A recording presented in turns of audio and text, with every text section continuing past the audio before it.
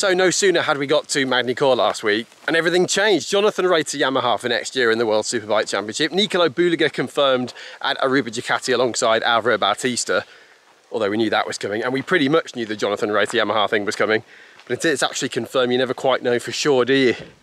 And Adrian Huertas now confirmed as going to the Aruba Supersport team to replace Bulega for next season. And I was sure that he'd be a Kawasaki rider in the future with the World Superbike Championship until we got to Magny-Cours on the Thursday and did an interview with Serafino Fotti from Ducati, and it became rather apparent that that might be happening. When we asked Huertas then, there was a bit of a wry smile on his face which suggested yes, that's happening. And of course the reason for Huertas is that progression to MotoGP is there, which he doesn't have with Kawasaki because they're not in Grand Prix racing at the moment.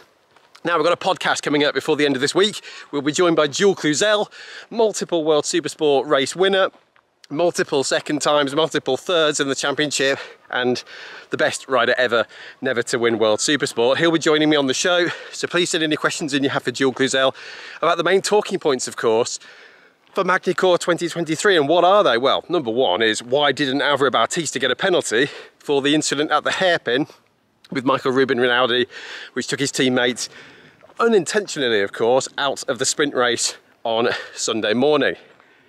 However, there are arguments for suggesting he didn't deserve a penalty. I personally feel that he did, even though it was just an error, but I think we've seen less worse incidents and penalties being given out than that one. Just headbutting into the back of your teammate and wiping him out.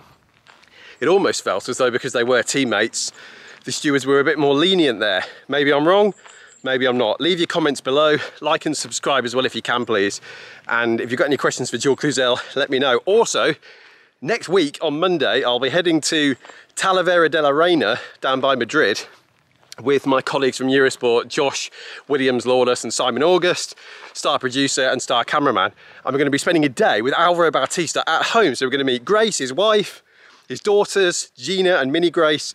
So any questions you have for two-time world champion-elect in World Superbikes, Alvaro Bautista, let me know on X and on Instagram at Greg Haines TV, and also talkingawaypodcast@gmail.com. For now, from the hills above Barcelona, the weather's absolutely superb here, but let me know your questions for Bautista and for Jules Cluzel, because there's plenty coming up over the next few days.